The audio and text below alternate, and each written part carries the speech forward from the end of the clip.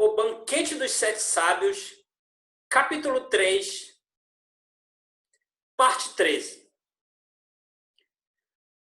Depois de também esta discussão haver chegado ao fim, Elmetis afastou-se, na companhia de Melissa. E porque Periandro ofereceu a Quilon de beber por uma taça de considerável dimensão, e Quilon fez o mesmo em relação a Bias, Ardalo levantou-se e fez o seguinte comentário para Esopo. Então tu não poderias mandar aqui para o nosso lado essa taça, pois vejo que eles a passaram de uns para os outros, como se fosse a taça de Baticles, mas não entregaram mais a ninguém. Mas essa taça, retorquiu Esopo, não foi feita para o povo. Na verdade, há uma data de tempo já que não sai do pé de Solo. Pitaco dirigiu-se então a Mnesfilo e perguntou-lhe por que motivo Solo não bebia, pois estava assim a desacreditar os próprios versos que ele próprio escrevera. Os versos são esses. As obras de Cípria me são gratas agora, e as de Dionísios e das musas que trazem aos homens alegrias. Fim da citação. Na verdade, preveniu Anacarsis. É a ti e aquela tua dura lei que ele receia, segundo a qual decretaste que, se alguém comete alguma infração em estado de embriaguez, enfrenta uma punição dupla, relativamente a quem esteja sóbrio. Tu, pelo contrário, retorquiu Pitaco, mostraste um tal desprezo por essa lei que, no ano passado, na casa de Labes, em Delfos, não só te embebedastes, como ainda te puseste a exigir uma coroa como prêmio. E por que não? Retorquiu Anacarsis. Pois se havia estabelecido prêmios para quem mais bebesse. E se eu fui o primeiro a embebedar-me, não deveria eu reclamar o galardão da vitória? A não ser assim. Explicai-me lá que outro fim existirá em beber vinho puro e não se apanhar uma bebedeira. Pitaco desatou a rir e Esopo resolveu então contar a seguinte fábula. Um lobo surpreendeu alguns pastores a comer uma ovelha na sua cabana. Aproximou-se então e comentou: que algazarra ireis vos armar, se fosse eu a fazer isso. É com toda a legitimidade, atalhou Quilon, que Esopo se coloca na defensiva, pois ainda há bem pouco tempo nós lhe tiramos a palavra, e ele vê que agora outros estão a interromper Mnesfilo. Com efeito, era o Mnesfilo que se tinha pedido um comentário relativo a Solo. Falarei então, disse Mnesfilo, com plena consciência de que, para Solo, a obra de toda a arte e capacidade, tanto humana como divina, consiste mais no que é criado do que na maneira como se chega à criação. Portanto, no fim em si, e não tanto nos meios para se atingir o fim. Com efeito, suponho que o Tecelão veria mais como uma obra sua, uma clâmide ou um manto, do que a disposição da trama sobre os roletes ou a tensão dos pesos. Um ferreiro olharia mais a soldura do ferro ou a têmpora do machado, do que a qualquer uma das ações necessárias para obter esse efeito. Como sejam avivar as brasas do carvão ou preparar o pó da pedra. Aliás, seria maior ainda o protesto de um arquiteto, se nós afirmássemos que a sua obra consistia não em construir um barco ou uma casa, mas antes em perfurar barrotes e preparar argamassas. E outro tanto fariam seguramente as musas, se considerássemos que a sua obra correspondia apenas à cítara e às flautas, e não à educação dos caracteres e à moderação das paixões de quantos desfrutam de cânticos e harmonias. Da mesma forma, a obra de Afrodite não se esgota na relação sexual e na cópula, nem a de Dionísio na bebedeira e no vinho, mas antes em usar esses meios para promover a amizade, o desejo, o companheirismo e a intimidade entre uns e os outros. É a estas obras que Solon chama obras divinas, e também são estas que ele ama e persegue, em especial depois de se haver tornado ancião. Afrodite é a obreira da concórdia e da amizade entre homens e mulheres, ao misturar e fundir as almas com os corpos, por intermédio do prazer. Mas para a maior parte das pessoas, que de todo não possuem intimidade entre si ou não se conhecem muito bem, então é Dionísio quem, à semelhança do fogo, lhes dulcifica e amacia os caráteres, servindo-se do vinho para dar início à união e amizade entre uns e outros. Contudo, quando se reúnem homens com a vossa qualidade e que Periandro aqui juntou, não creio que haja necessidade de taças nem de vasos para servir o vinho, pois as musas, ao colocarem à disposição de todos, como se fosse um grande vaso de mistura sem vinho, a conversa que, em si mesma, contém um máximo de prazer, juntamente com boa disposição e seriedade. Com ela despertam, irrigam e difundem a bondade, deixando jazer imóvel a maior parte do tempo o vaso de servir, em cima do vaso de misturas. Precisamente aquilo que Hesíodo proibia de fazer na companhia de pessoas que apreciassem mais a bebida do que o diálogo. Quanto aos brindes e votos, concluiu Mnesífilo, posso dizer que, tem uma parte que está incompleta, entre os antigos se deitava o vinho, a porção, como sustentava Homero, e ainda que cada um deva beber com mesura, e em seguida, como se faz com a carne, há que passar uma parte ao vizinho do lado.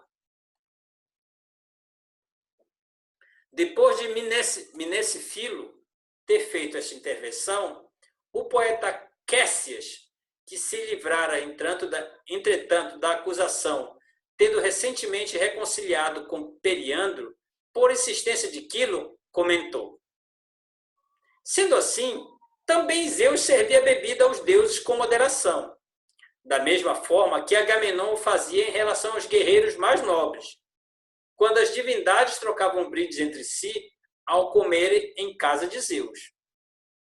Pois então, Quésias, respondeu Cleodoro, se a ambrosia é trazida a Zeus por pombos, como vós os poetas afirmais, que só muito à custa conseguem transpor as rochas errantes, não achas que o néctar também lhe será difícil de obter e raro, de maneira que ele deve ser poupado e oferecê-lo a cada um dos deuses com parcimônia?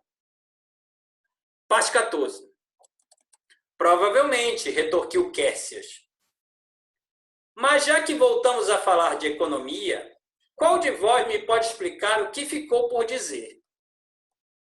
Segundo creio, falta definir ainda em que medida a posse de bens será suficiente para garantir a autonomia. Ora, no que respeita aos sábios, esclareceu Cleóbulo, essa medida é facultada pela própria lei. Mas para as pessoas vulgares, vou referir uma história que a minha filha expôs ao irmão.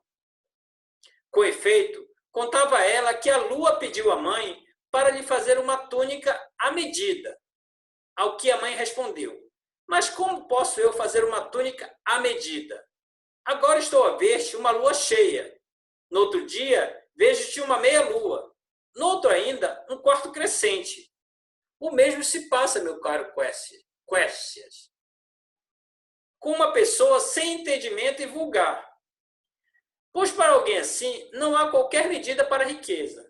Com efeito, ora tem umas necessidades, ora outras, que variam segundo seus desejos e venturas, à semelhança do cão de Esopo. Tal como este nosso amigo conta, durante o inverno, o cão enroscava-se e enrodilhava-se em si mesmo, por causa do frio, e só pensava em construir uma casa. Porém, quando finalmente chegava o tempo quente, e ele se encontrava a dormir estendido no chão, achava-se muito grande e pensava que não seria fácil, tarefa necessária e também nada pequena construir uma casa daquelas à volta de si mesmo. Pois não vês tu, Quécias, concluiu, como as palavras medíocres em certas alturas se reduzem por completo a uma existência miserável, levando uma vida sóbria, à maneira dos espartanos, enquanto, noutras ocasiões, acham que estão a ponto de morrer de indigência, se não possuírem todos os bens, pertencentes eles a simples privados ou aos próprios reis. Ora, dado que Quécias se remetia ao silêncio, Cleodoro tomou a palavra e disse: em todo caso, constatamos que também vós, os sábios, tendem os bens repartidos de forma desigual, quando comparados uns com os outros. Isso acontece, retorquiu Cleóbulo, porque a lei, caríssimo amigo, funciona como um tecelão e atribui a cada um de nós o mais conveniente, segundo a justa medida e o mais apropriado. O mesmo fazes tu ao usar a razão como a lei, quando prescreves alimentos, dietas e mesinhas aos pacientes, que distribuis o mesmo a todos, mas antes destinas a cada um a dose mais apropriada. Ardalo entrou também na conversa e disse: então, se calhar existe uma lei que dita aos vossos companheiros Epimênides, hóspede de Solo, para se abster de todos os demais alimentos e levar à boca somente um pouco daquela mesinha contra a fome que ele mesmo prepara, passando o seu dia sem almoço nem jantar? Esta observação atraiu a atenção de todos os presentes no banquete, e Tales começou por brincar, dizendo que Epimênides dava mostras de bom senso ao não desejar ter trabalho a moer e cozinhar os alimentos para si mesmo, como Pitágoras. E acrescentou ainda: de fato, quando me encontrava em Ereso, escutei a mulher, minha anfitriã, a cantar assim para a pedra da Mó. A canção é: mói, mó, mói, pois também Pitaco mói. Ele que de grande Mitilene soberano é. Solon comentou então que ficara admirado por Ardalo não conhecer a norma que regulava a dieta alimentar de Epimênides e que vem descrita nos versos de Hesíodo. De fato, foi ele o primeiro a lançar no espírito de Epimênides as sementes dessa forma de alimentação, pois ensinou-o a buscar com afinco. O trecho é esse: quantas utilidades existem na malva e no asfodelo? És, portanto, de opinião, atalhou Periandro, que Hesíodo tinha esse desígnio em mente, e não tanto que, sendo ele sempre um grande partidário da sobriedade, nos estaria antes a recomendar a utilização de nutrientes mais simples, por serem também mais agradáveis. Na realidade, a malva é boa para comer, e o talo do asfodelo tem um sabor doce. Mas os tais produtos contra a fome e contra a sede, que são mais uma mesinha do que um alimento, levam tanto quanto sei mel e queijo de terras exóticas na sua confecção, bem como sementes de vários tipos que não são fáceis de encontrar. Sendo assim, como poderíamos secundar, Hesíodo, ao sustentar que deixa suspenso? Aí 2 trechos agora. O timão ao fumo. E ainda que, mais outro trecho, cessam as tarefas dos bois e das mulas resistentes à fadiga. Se é necessária uma preparação tão cuidada. Por isso, fica espantado, Solon, com o fato de, havendo o teu hóspede estado há pouco entre os délios, a conduzir uma grande purificação, não ter reparado que, entre outras ofertas simples e espontâneas, é usual levar ao santuário, como vestígios e exemplos de uma alimentação primitiva, a malva e o talo de asfodelo, afigurando-se, portanto, possível que Hesíodo nos esteja a recomendar também a sua enorme simplicidade e temperança.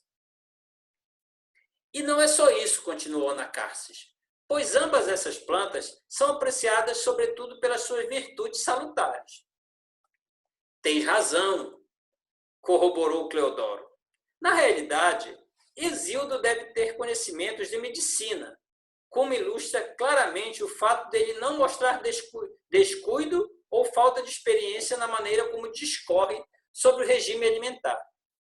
A mistura do vinho, as virtudes da água, o banho das mulheres, bem como sobre a melhor altura para ter relação sexual ou sobre a forma de acomodar os recém-nascidos, em todo caso, parece-me que Esopo poderá, com maior propriedade do que Epimenides, reclamar para si o título de discípulo de Hesíodo.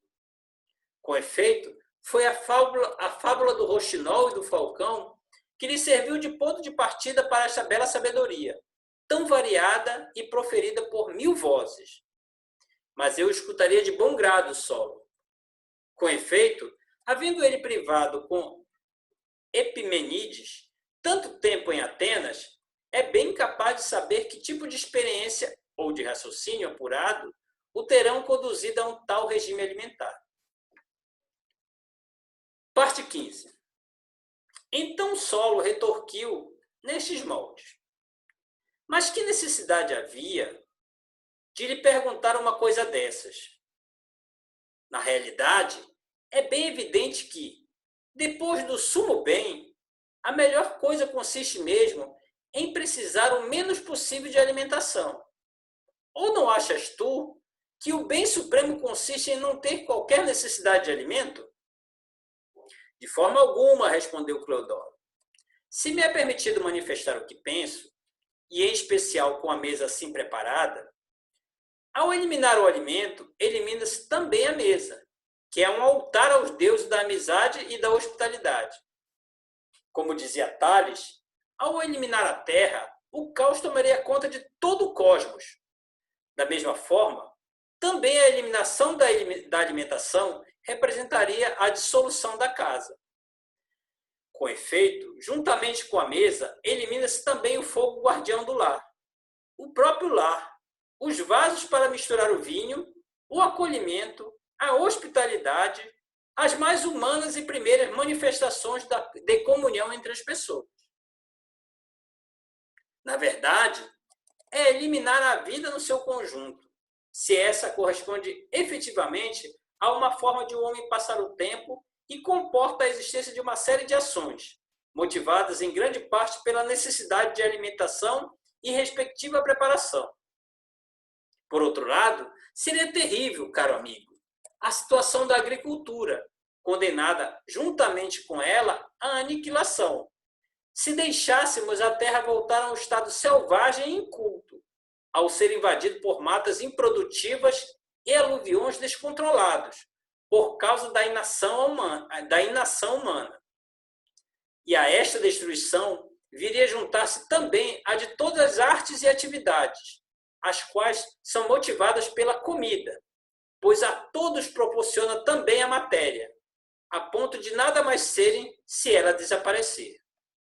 Acabariam banidas também as honras prestadas aos deuses, na medida em que os homens ficariam pouco gratos ao sol e ainda menos à lua, a quem agradeceriam somente o favor da luz e do calor.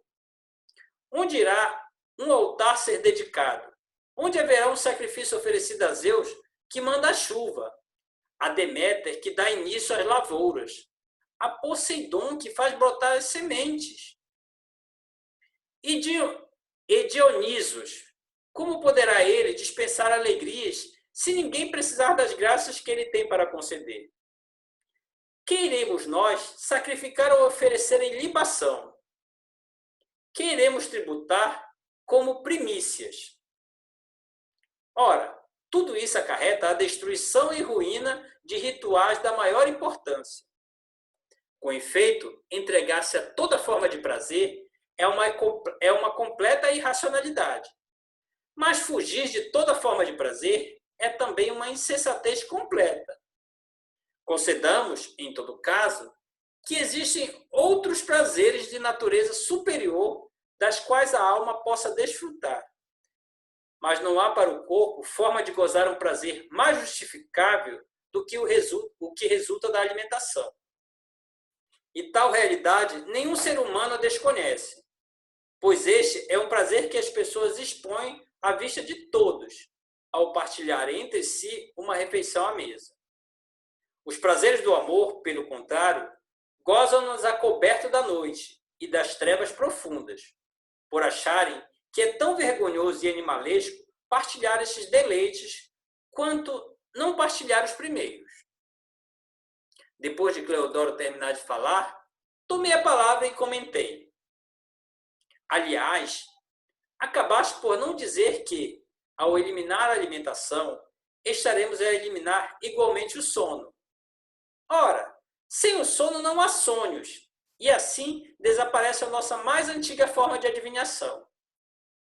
A existência irá tornar-se monótona, e, de certa maneira, será em vão que o corpo revestirá a alma.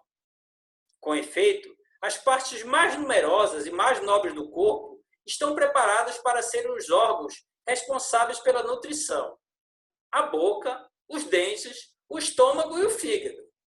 Ora, nenhum deles é ocioso, nem está programado para outro tipo de função. De maneira que, se uma pessoa não precisar de alimento, não precisará também de corpo. E isso significa não precisar de si mesmo, pois cada um de nós existe unido a um corpo. São estes, portanto, conclui, os argumentos que apresentamos em defesa da barriga. Mas se Solo ou qualquer outro quiser mover contra ela uma acusação, estamos na disposição de escutar. 16ª parte. Mas com certeza, respondeu Solo, pois não gostaria que mostrássemos menos discernimento que os egípcios, os quais abrem o cadáver e o expõem ao sol, depois de lhe retirarem as vísceras, que lançam ao rio, tratando somente do restante corpo, como se houvesse já sido purificado. Na verdade, é isso que representa a poluição de nossa carne, uma espécie de tártaro semelhante ao Hades, repleto de torrentes medonhas, de vento misturado com fogo, de cadáveres. Com efeito, nenhum ser vivo se alimenta de outro ser vivo, ou nenhum ser vivo se alimenta de outro ser ainda vivo.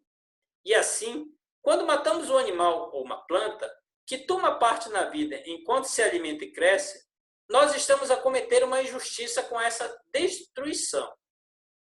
De fato, é aniquilado tudo que vê alterada sua natureza e se transforma numa coisa diferente, sofrendo uma corrupção total, a ponto de tornar-se em alimento para outro ser. Abster-se de comer carne, como se diz que fazia o antigo Orfeu, representa mais um expediente do que uma real fuga às injustiças da alimentação. Há apenas uma única fuga e uma forma de purificação possíveis: ser completamente autônomo e autossuficiente. Mas a partir do momento em que a divindade tornou o ser humano incapaz de garantir a própria sobrevivência sem prejudicar o outro, nessa altura estabeleceu também como natural o princípio da injustiça. Pois não seria correto, caro amigo, que, juntamente com a injustiça, se cortassem as vísceras, o estômago e o fígado, que não nos proporcionam nem a sensação, nem o desejo de nada de belo, mas antes se parecem com utensílios de cozinha, como se fossem cutelos e caldeirões, ferramentas de moleiro e de escavador de poços, fornalhas e rolos de amassar. Com efeito, na maior parte das pessoas, a alma parece estar completamente escondida no corpo, como se for um moinho, rodando sempre em volta da proeminência de comer, da premência de comer. Aliás, também nós, ainda há pouco, não nos olhávamos nem ouvíamos uns aos outros, pois estávamos todos de cabeça baixa, como se fôssemos escravos da necessidade de alimento. Mas assim que se levantaram as mesas, tornamo-nos livres, como podes constatar. Cingimo-nos de coroas e pássaros o tempo a conversar. gozando realmente a companhia uns dos outros, e estes momentos devagar, pois conseguimos escapar à premente necessidade da comida. Ora, partindo do princípio de que o estado em que nos encontramos agora se manterá como tal até o fim da nossa vida, não teremos nós sempre vagar para estarmos assim uns com os outros, sem recear a pobreza e sem conhecer a riqueza? Com efeito, a ânsia do supérfluo vem logo a seguir e tende a associar-se à premência do que é necessário. Em todo caso, Cleodoro acha que a alimentação deve continuar a existir, para que existam igualmente mesas, vasos para misturar o vinho, bem como sacrifícios a Deméter e a Core. Outro defenderá ser correto que haja combates e guerra, a fim de continuarmos a ter fortificações, docas e arsenais, e a oferecer sacrifícios pela morte de 100 inimigos, como dizem que é a norma entre os messênios. Outro ainda poderia, creio eu, lançar uma invectiva contra a saúde e afirmar: será terrível que, por não existir mais ninguém doente, não haja utilidade para um cobertor macio ou um leito e se deixe de sacrificar a Asclepe e aos deuses tutelares, ou ainda que a arte da medicina, juntamente com os seus numerosos utensílios e remédios, fique desprezada a um canto sem notoriedade e caída em desuso. Ora, que diferença há entre esta argumentação e a vossa? Com efeito, a alimentação funciona como remédio para a fome, e assim pode dizer-se de todos que consomem a comida segundo a dieta prescrita, que estão, na verdade, a curar a si mesmos, agindo assim não por ser uma coisa deliciosa e agradável, mas antes em obediência à necessidade e à própria natureza. Aliás, podem enumerar-se mais incômodos do que prazeres, gerados pela alimentação. Ou melhor dizendo, o prazer contenta uma área limitada do corpo, e durante um curto espaço de tempo, ao passo que o trabalho e incômodo ligados à sua digestão será preciso lembrá-lo. Nos enche de vergonha e dores tamanhas, penso. De resto, que Homero tinha essas considerações em vista, quando, para demonstrar a imortalidade dos deuses, avançou o argumento de que eles não precisavam se alimentar. Tem uma citação agora, chamada assim: pois eles não comem pão, nem bebem o vinho cor de fogo, e por esse motivo não possuem sangue e são chamados imortais. Com isso, pretendia sustentar que a comida é não só o meio para garantir a vida, mas também para encontrar a morte. Devido a ela, com efeito, as doenças alimentam-se juntamente com o corpo, a ponto de a saciedade não ser um mal menor do que a fome. Muitas vezes, dá menos trabalho encontrar e reunir alimento do que digeri-lo e evacuá-lo novamente, depois de haver sido introduzido no corpo. Porém, tal como as Danaides, não saberiam que vida levar ou o que fazer, se fossem libertadas da servil tarefa de encher o pote. Também nós cairíamos na incerteza, se por acaso pudéssemos deixar de levar à nossa carne insaciável toda esta quantidade de produtos arrancados à terra e ao mar. E ficaríamos sem saber o que fazer, já que por falta de experiência, dedicada apenas às necessidades. Outro tanto acontece precisamente com os escravos, quando são libertos, pois continuam a fazer, por iniciativa própria, o que dantes faziam, quando estavam à ordem de seus senhores. Da mesma forma, a alma trata agora de alimentar o corpo, com enormes canseiras e dificuldades, mas ao livrar-se dessa servidão e alcançar a verdadeira liberdade, iria alimentar-se a si própria e viveria com os olhos postos em si mesma, e, na verdade, sem que nada fosse distrair ou desviar desse propósito. E foram estes, caro Nicarco, as opiniões expressas no respeitante à alimentação.